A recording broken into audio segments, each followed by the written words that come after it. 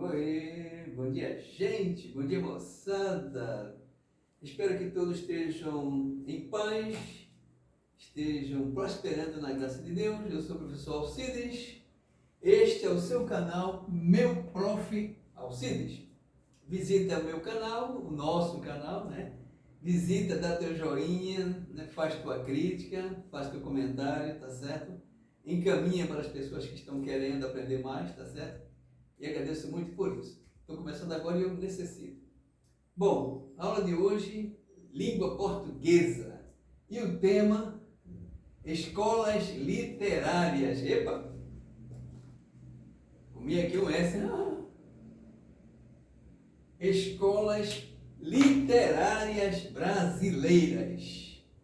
Gente, todo povo, todo país, toda nação do mundo tem documentos que definem, que contam a história da sua existência, né?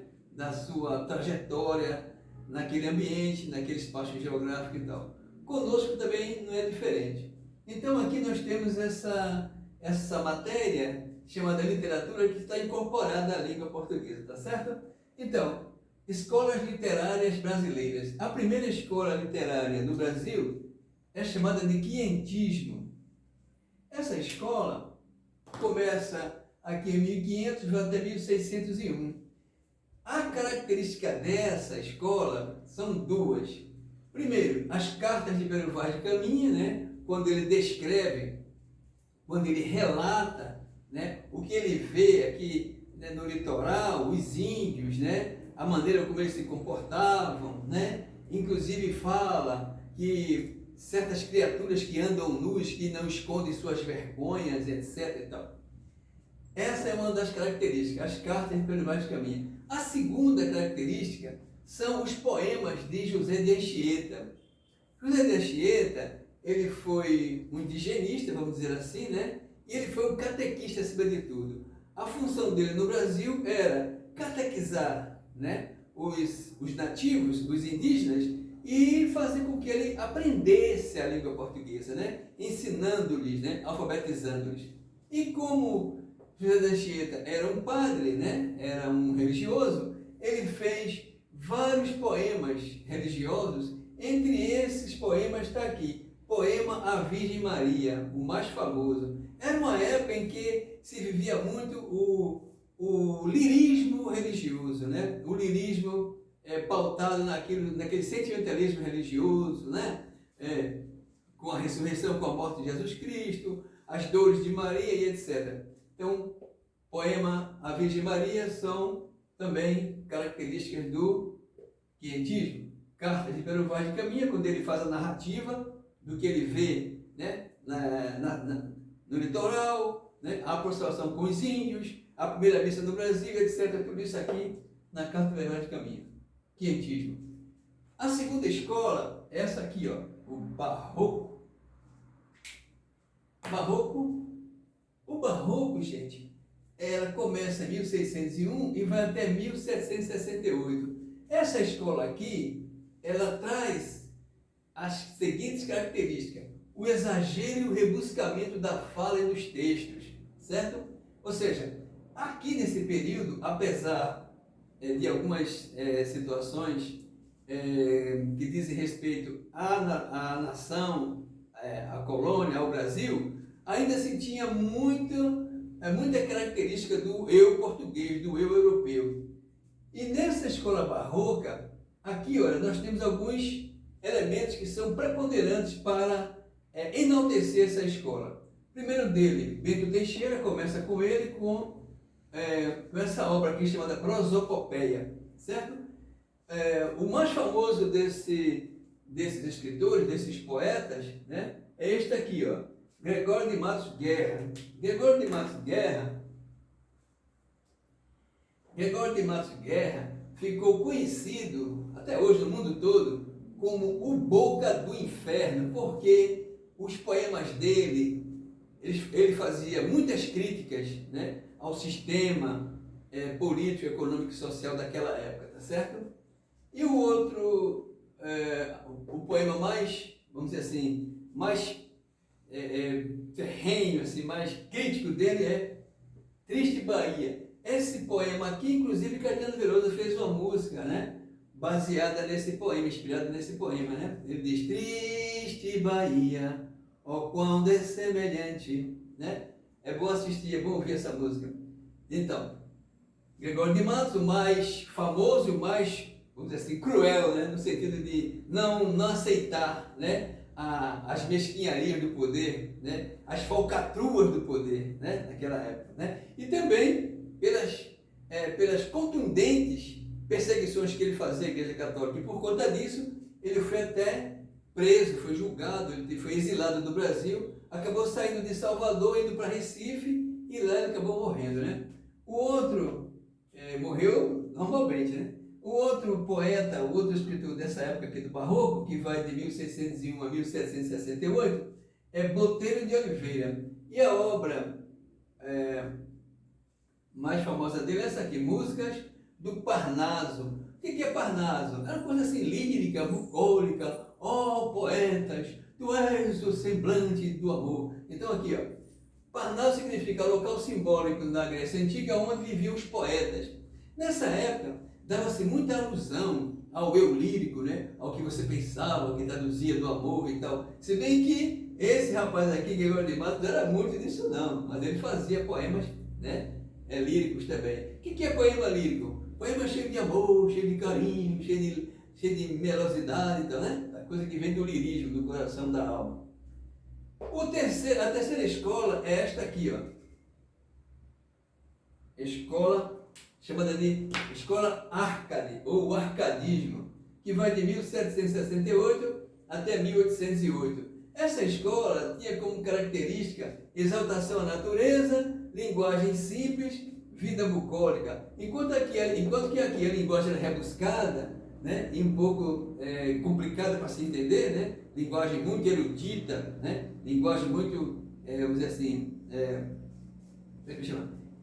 Auspiciosa, né, de muita cultura.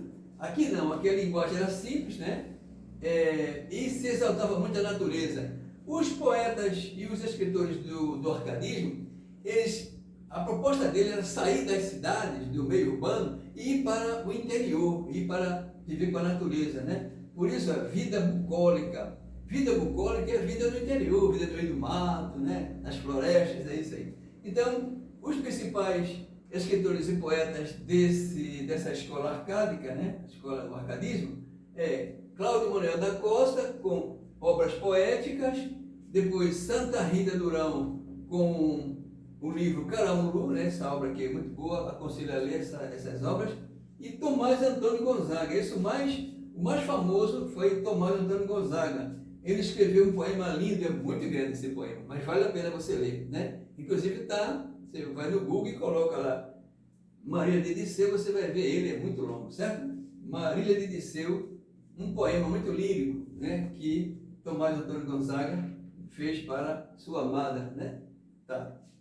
O que caracterizou nesse período de 1768 a 1808? Muitas mudanças no Brasil e no mundo. Quais foram elas? Principalmente as mudanças na maneira de pensar. Por quê? Porque nesse período aqui, olha, começou a ocorrer muitas guerras e revoluções no mundo todo, principalmente nos Estados Unidos e na França, né? É aqui nesse período que vai acontecer o iluminismo, né? Com as novas posições de pensar lá na França, né?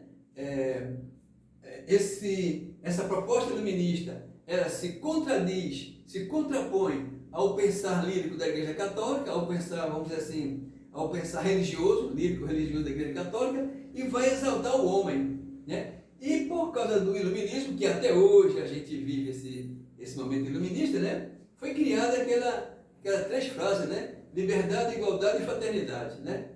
O trinômio, liberdade, igualdade e fraternidade. É nesse período aqui que esses poetas vão entender que a vida no meio urbano está muito agitada e queria que as pessoas da época voltassem, né, para o campo, né, para a vida bucólica. Beleza?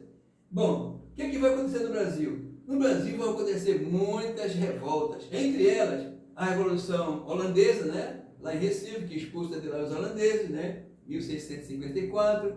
Vai acontecer em 1710 uma revolta lá em Pernambuco, né? Tá certo? A Revolução Praeira, né? Vai acontecer também várias revoltas lá na Guerra dos Mascates, lá em Recife, né? Tem muitas guerras em Recife, né? Sentimento nacionalista, sentimento de eu sou do Brasil, então eu quero viver aqui, então eu quero ser, né, reconhecido, quero viver melhor aqui. Então, era essa a proposta deles. E aí, em Minas Gerais também aconteceram várias revoltas, né? A revolta de Felipe dos Santos, e a mais importante foi a Inconfidência Mineira.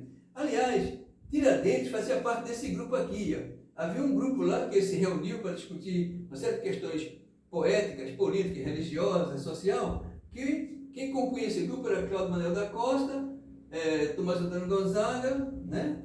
Quem mais? Tiradentes, não é isso? E Santa Rita Durão. Só que na hora da prisão, na hora da perseguição, na hora que prenderam esses, foram presos esses aqui. Foram presos. Mas depois de muita conversa e tal, um julgamento, eles foram libertos, esse aqui foi preso, né? Tiradentes foi preso, como todo mundo sabe, depois enforcado e esquartejado. Então é nesse período aqui que vai acontecer, né, as chamadas revoluções do pensar, a revolução da maneira de agir do homem na sociedade, né? Negando a questão teocêntrica, a questão da interferência da Igreja Católica no modo de agir do homem, e dizendo que o homem deve agir de maneira própria. Se ele pecar, ele recorre, né, através das orações a Deus. Né? É nesse período que vai surgir o quê? O movimento, tá aqui, iluminista, aqui, ó. O iluminismo. O iluminismo vai ser o momento mais marcante desse período. É esse iluminismo aqui, também nesse período aqui vai acontecer o quê? A independência, né? A independência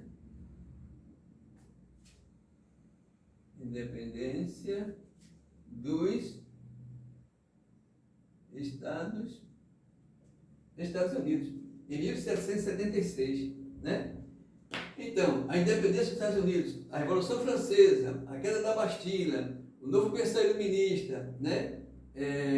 O século das luzes é chamado nesse período aqui em que se dá, né, o arcadismo no Brasil. E aqui no Brasil, aqui na nossa terra, o fato mais marcante foi a prisão desses pensadores aqui, desses poetas, e no meio deles estava quem? Tiradentes, que fazia parte desse grupo, né?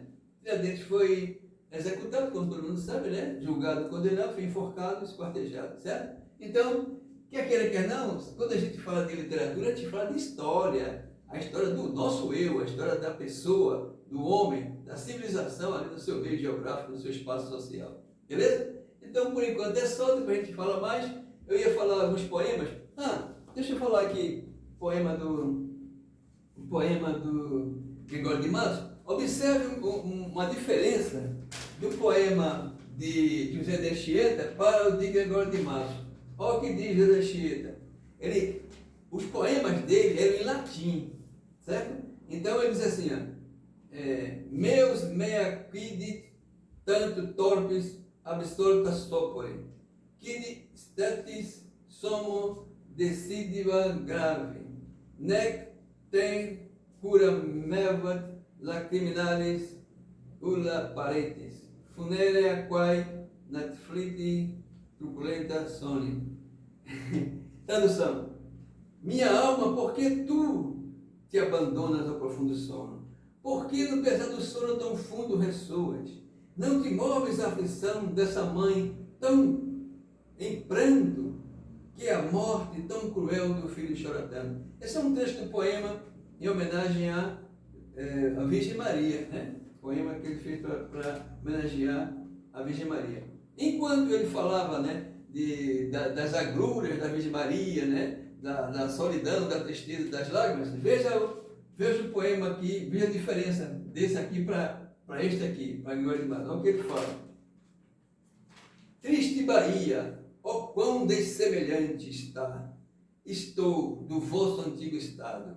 Pobre te vejo a ti, tu, a muito empenhado. Rica te vejo eu já, tu a mim abundante. A ti tocou-te a máquina mercante, que tua larga barra teu estrado. A mim foi-me tocado, e tu trocada, tanto negócio e tanto negociante. Então, essa música aqui, esse poema de Gregório de Matos, ele fazia uma crítica terrível aos mercadores, aos mercantes que queriam comer dinheiro, né? Enriquecer, armazenar fortunas. Como? Vendendo escravos.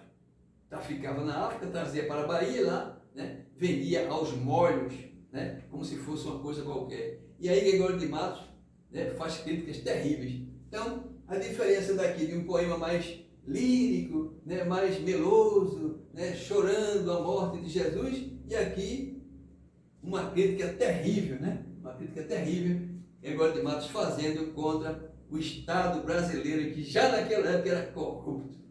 Certo? Então, basicamente é isso. Depois tem mais escolas, ao todo são 14, agora que a gente está na terceira, legal? Foi um prazer muito grande. Um abraço no coração, um beijo no coração. Não se esquece, tá? Me adiciona aqui, meu Prof. Alcides. Até a próxima. Um beijo, tchau, viva o Brasil dos brasileiros. Tchau, fui.